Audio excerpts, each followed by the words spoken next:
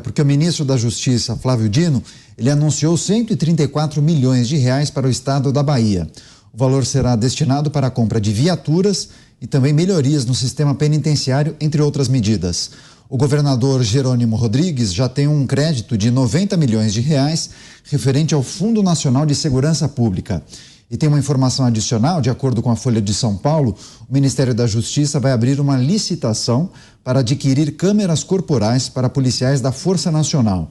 A ideia da pasta é adquirir 1.300 equipamentos. Também está em tratativa equipamentos para a Polícia Rodoviária Federal e também para a Polícia Federal. Vamos fazer mais um giro de análises. Zé Maria, o estado da Bahia está mergulhado em uma crise de segurança pública sem precedentes. Os índices explodiram, a gestão estadual está sendo extremamente criticada. Agora, liberado dinheiro para comprar viaturas e também promover melhorias no sistema penitenciário. Peraí, a gente já escutou isso antes, né? Eu aprendi aqui que existem palavras-chave para abrir gastança e, em consequência, abrir também vamos dizer, uma participação nos lucros das empresas que compram produtos públicos, né? Isso é uma maneira de falar bem eufemicamente que existe o roubo por trás de cada ação aberta desta maneira. Então, assim, no Congresso Nacional, quando se fala assim, vamos abrir um estado de emergência, vamos abrir algum estado especial, isso significa compra sem licitação pública, isso significa compra emergencial. E é aí que moram os grandes problemas na gestão pública. Gastar dinheiro público de maneira desordenada é irregular, mesmo se cumprir todas as leis.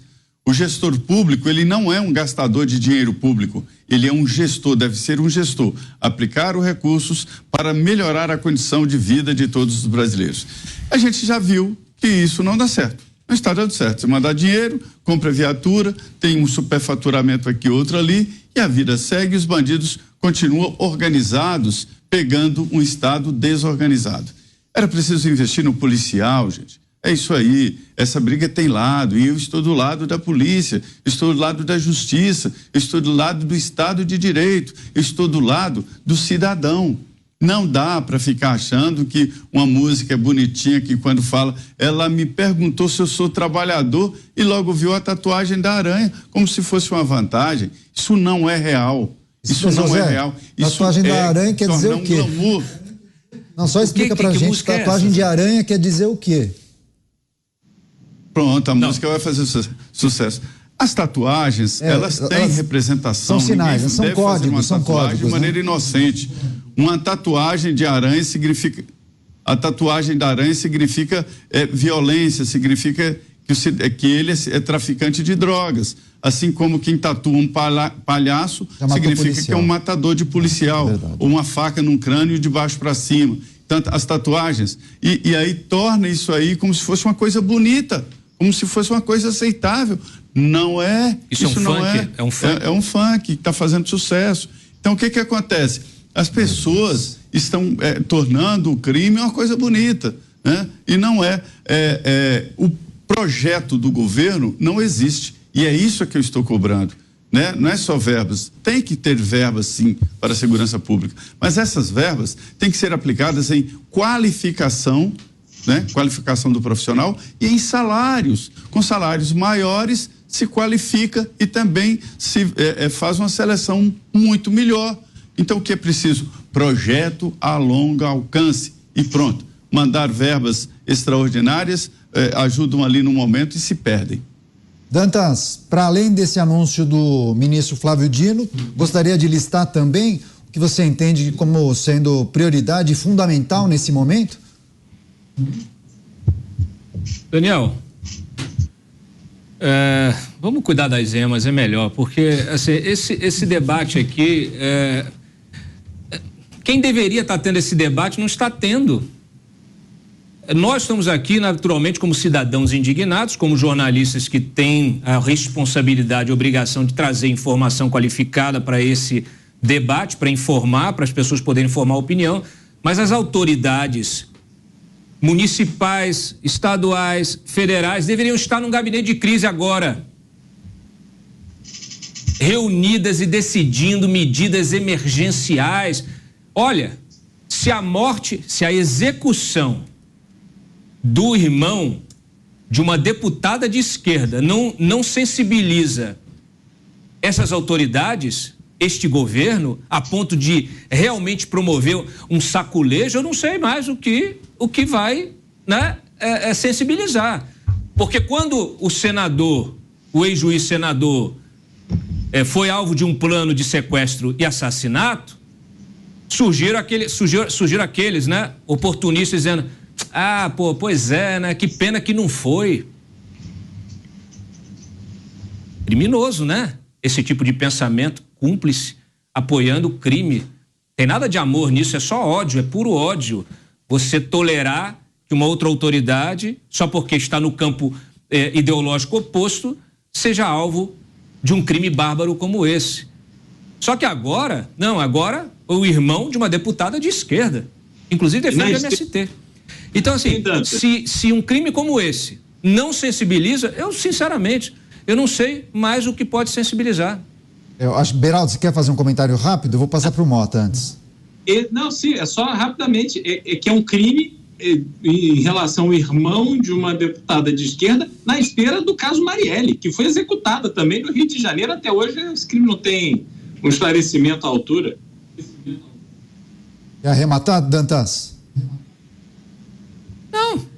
Não há o que dizer mais, Daniel. Tá. Lamento. Mota, você já tinha tratado rapidamente dessas medidas que vêm sendo anunciadas pelo governo federal, mas agora mais dinheiro liberado para o estado da Bahia, melhorias no sistema penitenciário também para comprar viaturas, mas a resolução desse problema, pelo menos o encaminhamento, está muito além dessa situação que envolve grana, né? O Zé Maria destacou a necessidade de você investir na figura do policial. O quanto isso pode mexer com a dinâmica do crime organizado, hein, Mota? Não vai mexer nada. É lógico que nós precisamos pagar melhor os policiais, é lógico que nós precisamos ter mais equipamentos, quanto mais tecnologia, melhor. Isso não tem nada a ver com a crise de criminalidade que o Brasil está vivendo. Se vocês não acreditam em mim, peguem o meu livro, lá tem um gráfico que mostra a taxa de homicídios do Brasil comparada à taxa de homicídios de outros países vizinhos nossos aqui na América Latina. São países muito mais pobres do que nós, e as taxas de homicídios são muito inferiores. O que está acontecendo no Brasil é o fenômeno da impunidade. E aí o Dantas tem um ponto importante: parece que não existe evento que seja escandaloso o suficiente para fazer com que as pessoas que podem mexer na nossa legislação penal façam alguma coisa. Eu vou dar só um exemplo, Dantas. Eu não me lembro exatamente do ano, isso está uma história que eu conto no meu livro. A maioria das pessoas já se esqueceu. Acho que foi no início, pouco depois de 2010, num confronto, tá? A polícia estava fazendo uma operação numa favela aqui do Rio de Janeiro, a da Rocinha, e os traficantes desceram e invadiram o hotel, se não me engano, na época, o Hotel Intercontinental. Invadiram o hotel e ocuparam e ficaram lá. A polícia veio, negociou, depois de muito tempo eles saíram, os traficantes se renderam, foram presos, condenados, sentenciados. 6, 7 anos depois, os principais envolvidos já estavam soltos e envolvidos em outra guerra pelo comando lá da favela, do tráfico da favela. Então, essa pergunta do Dantas é muito importante. O que falta acontecer no Brasil para que os responsáveis pela nossa legislação penal, pela nossa justiça criminal, acordem? Tá certo. Mota tem um compromisso, vai precisar sair um pouco mais cedo hoje. Mota, a gente quer agradecer demais a sua participação, suas contribuições nesse debate tão importante. Bom fim de semana e até segunda-feira, Mota. Até segunda. Boa noite a todos. Legal, grande abraço. A gente continua nesse tema, né, nas análises dos nossos comentaristas. Faltou você, né, Cristiano Beraldo? As medidas do governo federal, do ministro da Justiça, anunciando mais recursos para o estado da Bahia e também os nossos colegas elencando possíveis saídas para essa crise sem precedentes na segurança pública do estado e também do país, Beraldo.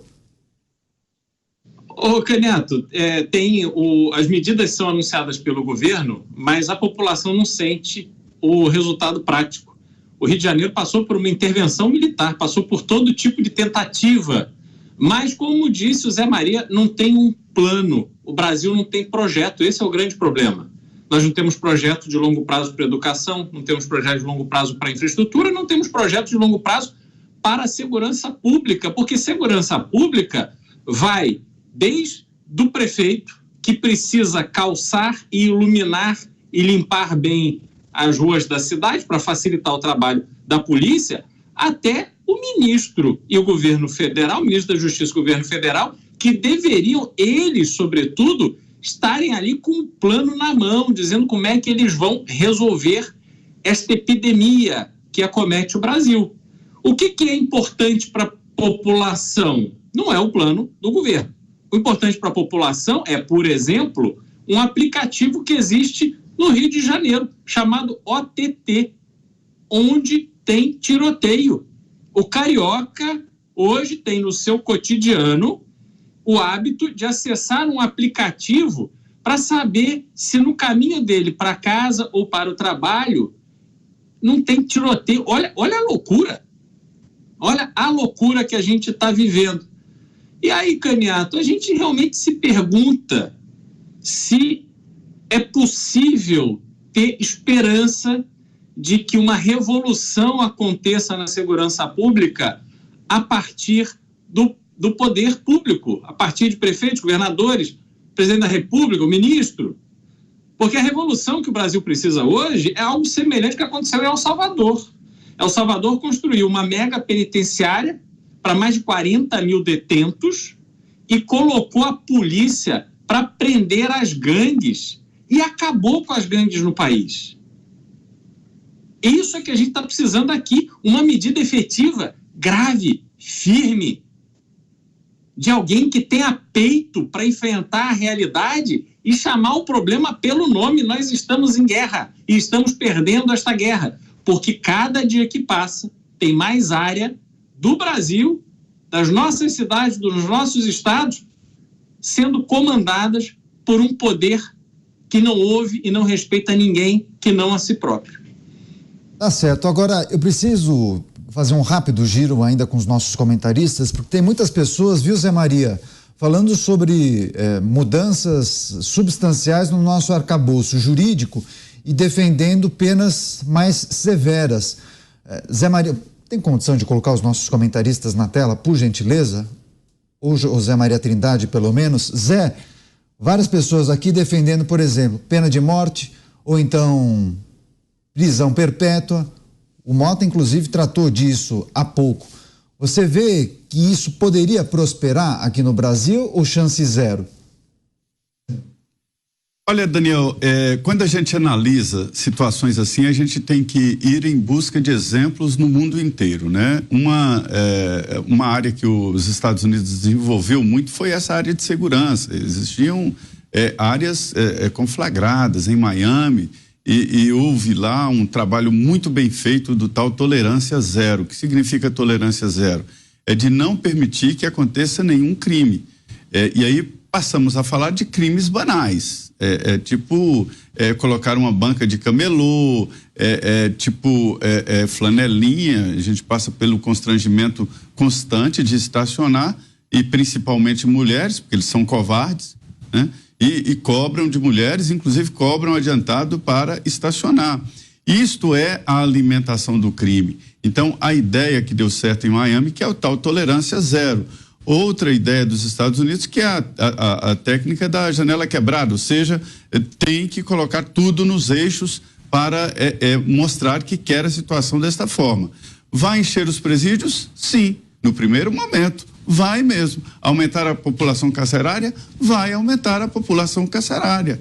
No primeiro momento. Aí depois há este movimento de menos criminalidade, ou seja, menos penitenciárias cheias, né? Então, é um dos grandes exemplos. Eu não conheço nenhum exemplo de afrouxar as leis e que tenha melhorado a condição de segurança pública.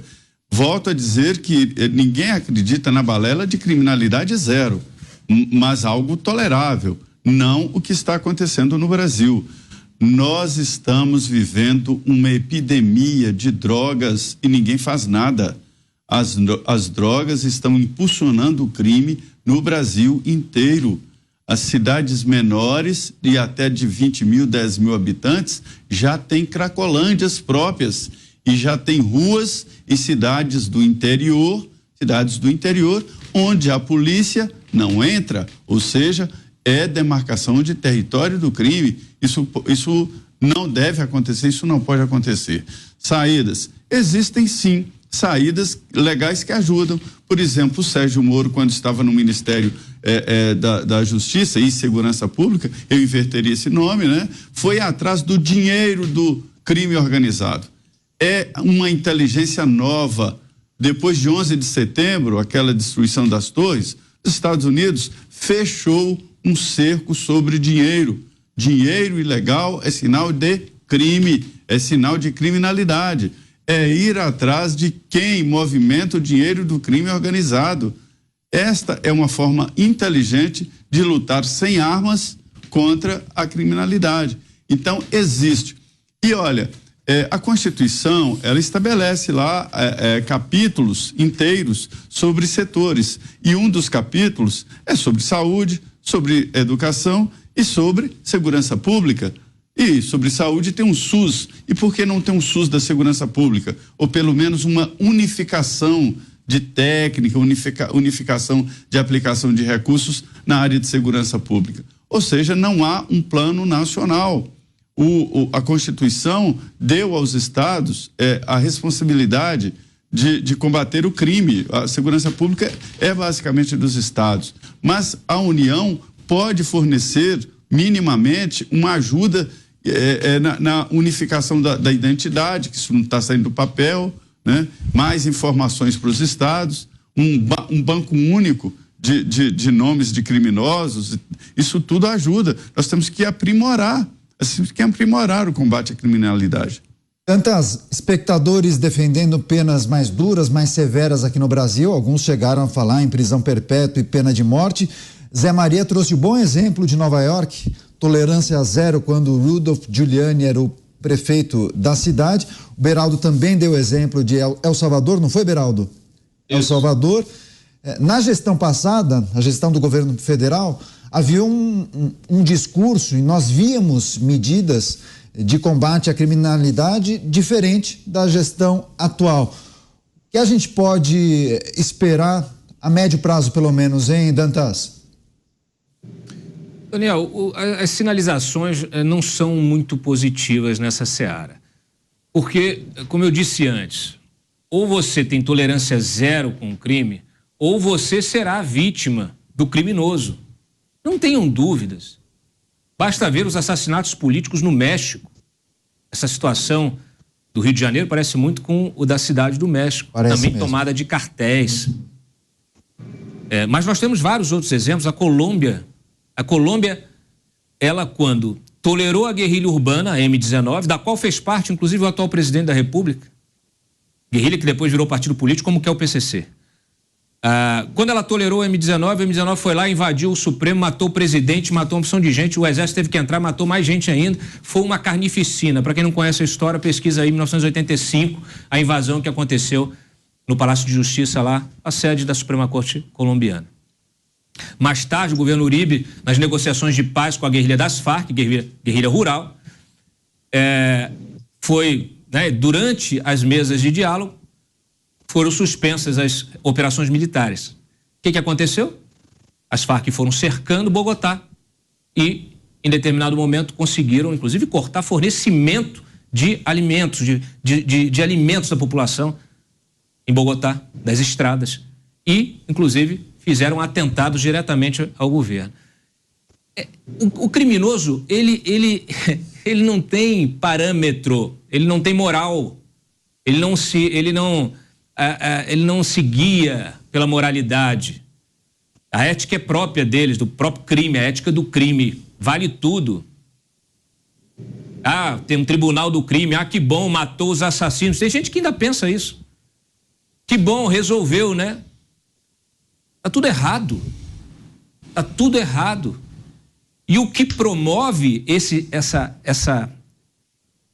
situação absolutamente fora de controle, porque está fora de controle, é justamente o ecossistema criado por bancas de advogados, por ONGs, por institutos, por políticos, por partidos políticos infiltrados pelo crime, por integrantes do próprio Estado. Tem gente infiltrada no Ministério Público, na polícia, né? Em tribunais. Você tem várias investigações que não foram à frente depois de encontrar integrantes políticos envolvidos com organizações criminosas aqui. O PCC, por exemplo, ele já se utiliza de uma estratégia que é muito comum na máfia italiana, que é você reciclar o dinheiro, não é nem lavar o dinheiro, você recicla o dinheiro com atividades lícitas, como investimento em imóveis, postos de combustíveis e aqui em São Paulo, pós-combustíveis, farmácias, transporte coletivo. O que você viu? Você viu alguém do governo ir lá e falar assim, peraí, essas linhas de transporte coletivo, elas têm suspeita aqui de envolvimento, então peraí, vamos suspender, é uma concessão pública, meu Deus. Vamos revisar essa concessão, tá? Em nome de quem? Quem é fulano? Fulano tem ligação com o Beltrano, investiga isso aqui, suspende, retira a concessão. Ninguém faz nada. Há uma cumplicidade generalizada. Há uma tolerância cultural. Como eu disse no Rio, já disse inúmeras vezes, o político no Rio de Janeiro, quando ele vai se candidatar a governador, a prefeito, claro, e aos cargos proporcionais também, mas quando ele vai concorrer, quando ele vai fazer campanha, ele precisa entrar em acordo com a milícia ou com a facção criminosa para poder fazer campanha nos bairros, nessas regiões que são controladas. Não duvide, quando tem um político fazendo campanha dentro de uma região controlada pelo crime, ele pediu autorização ou alguém intermediou essa autorização, às vezes um líder comunitário. E aí há uma tolerância em entender o seguinte, e líder comunitário, o líder comunitário faz a interface entre o crime organizado e a autoridade pública, meu Deus, a que ponto chegamos? Então, assim, é muito difícil porque já é uma coisa cultural. Já está permeado Eu acho que travou o sinal do Dantas. Beraldo, queria trazer essa discussão também e só ler a mensagem da Thalia Oliveira. Quando eu mencionei penas mais duras, várias pessoas, inclusive, colocaram aqui sugestões, mas daí a Thalia Oliveira, presumo que ela seja advogada, ela disse, as leis são boas, ruim é a execução. Juízes, promotores e policiais, enquanto não acordarem para isso e cobrarem desses, sempre será assim, ou melhor, vai piorar.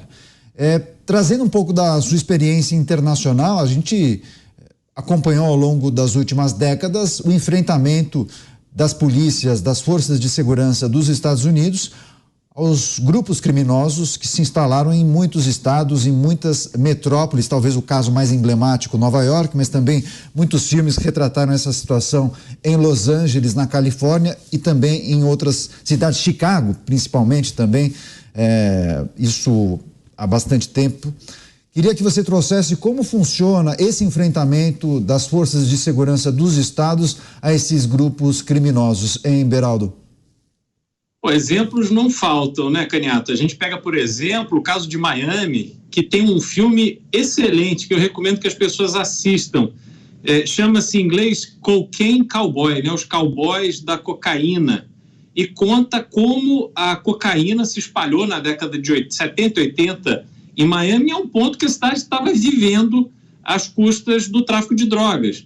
E foi uma intervenção federal comandada pelo George Bush, na época, vice do Reagan, que resolveu essa atuação, mas sempre assim, o enfrentamento é sempre com tolerância zero.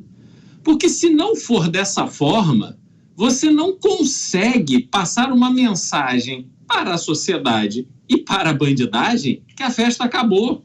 Não dá para ser só um pouquinho, não dá para ser mais ou menos, não dá para ser assim, olha, vou te liberar, porque aqui agora a polícia vai andar com uma balança e quando pegar uma droga, aí vai pesar na balança, que é assim que quer o STF, né? Vai pesar, não, você está liberado, você não está liberado, você está em 2, não, então se está em 2 eu vou dividir. Quer dizer, ficam inventando esses subterfúgios para achar que tem meio bandido, tem meio marginal, tem meio vagabundo, e não tem.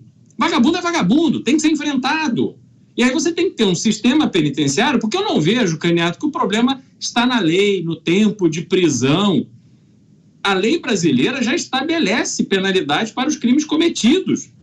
Eu não vejo, por exemplo, o Fernandinho Beiramar ou Marcola ligando para os seus comparsas de dentro da prisão, lá fazendo um FaceTime de dentro da prisão, quando muda a legislação para dizer, olha, agora a pena de homicídio, ela ao invés de 10 anos é 12, é 20, passou para 25.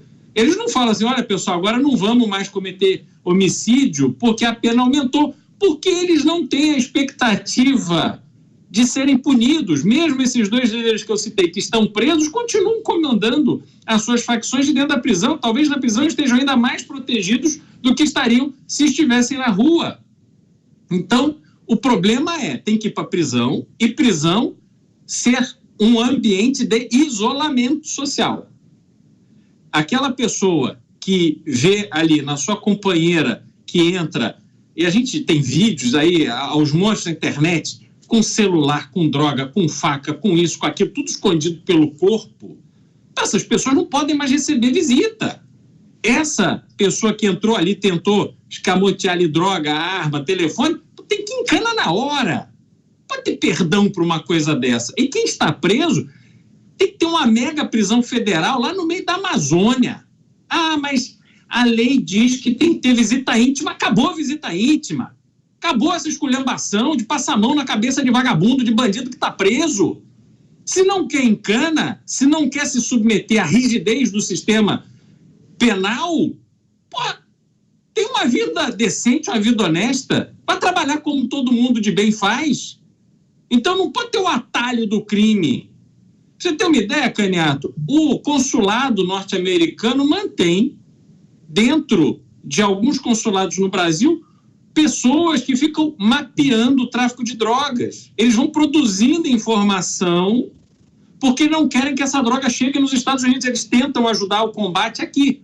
Só que essas informações eles passam para as autoridades. As autoridades estão fazendo alguma coisa? Parece que não, né? Mas hoje em dia, se nós fizermos um ranking das atividades criminosas nos Estados Unidos, sobretudo nas grandes cidades, você elencaria quais 3 atividades que ainda acabam sendo um problema para as autoridades? Tráfico de drogas, a atuação... Porque eu tenho visto muitos vídeos, viu, Beraldo, de pessoas mascaradas em várias cidades dos Estados Unidos, arrebentando o vidro dos carros, roubando pertences, e também aquelas ações coordenadas em lojas de luxo. Esses grupos criminosos mascarados, eles entram nas lojas de luxo e fazem o rapa, roubam sapatos, vestidos, bolsas e artigos caríssimos, né? A criminalidade hoje em dia se resume a quais atividades aí nos Estados Unidos, hein, Beraldo? Bom, vamos lá. Os Estados Unidos têm uma dinâmica social diferente, que também tem um peso no tipo de criminalidade que se vê, né? Por exemplo, furto sempre foi um problema.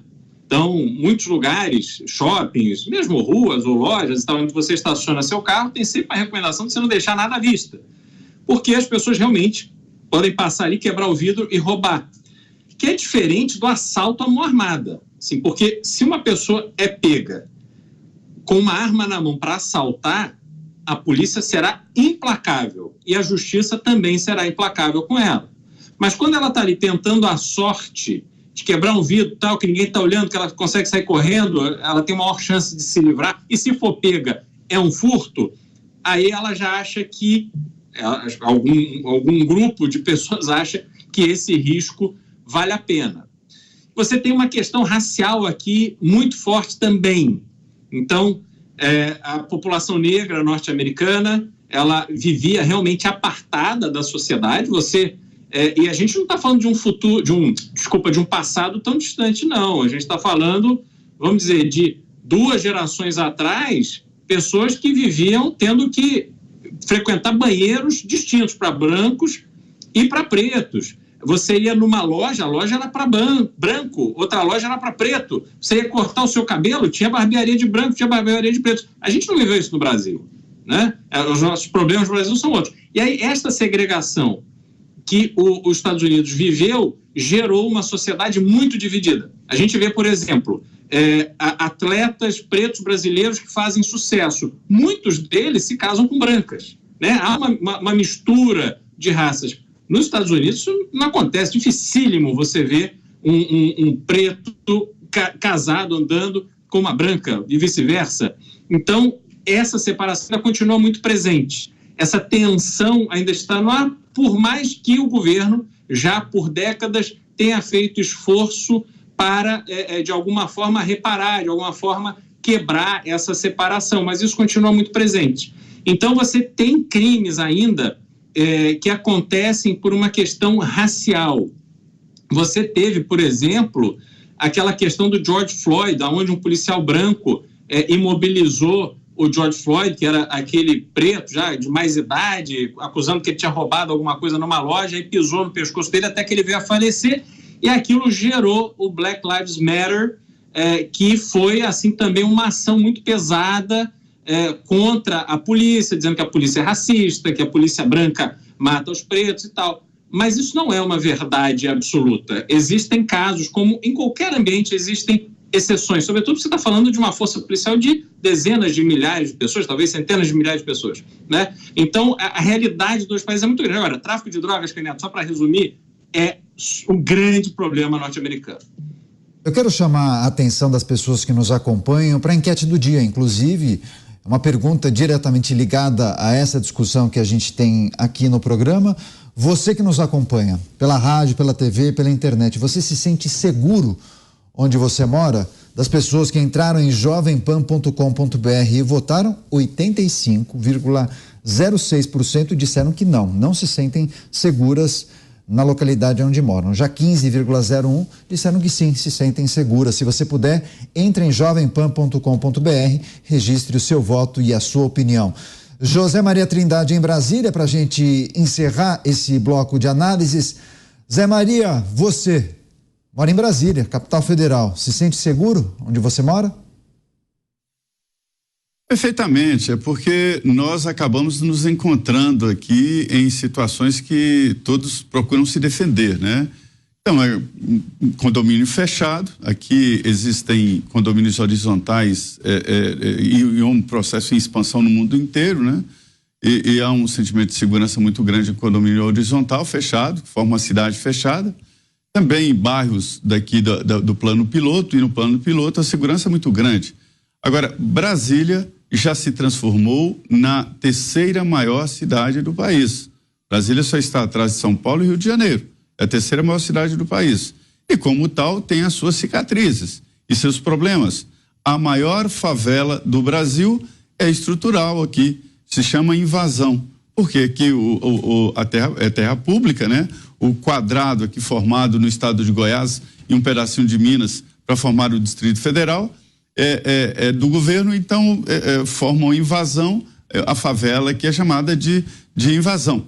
Então, assim, nas cidades aqui próximas, que formam o conjunto administrativo do Distrito Federal, a violência é muito alta, mas a segurança aqui no chamado plano piloto é muito grande. Por quê? Porque há policiamento, porque há uma segurança maior através de câmeras, de iluminação, ou seja, é isso aí. Brasília é o retrato. A segurança é grande porque há um trabalho de polícia, há um trabalho de investigação e pronto. Crime cometido aqui nas cercanias do Palácio do Planalto e do Congresso Nacional são imediatamente solucionados. Então é isso que eu estou cobrando, um planejamento assim para todo o país.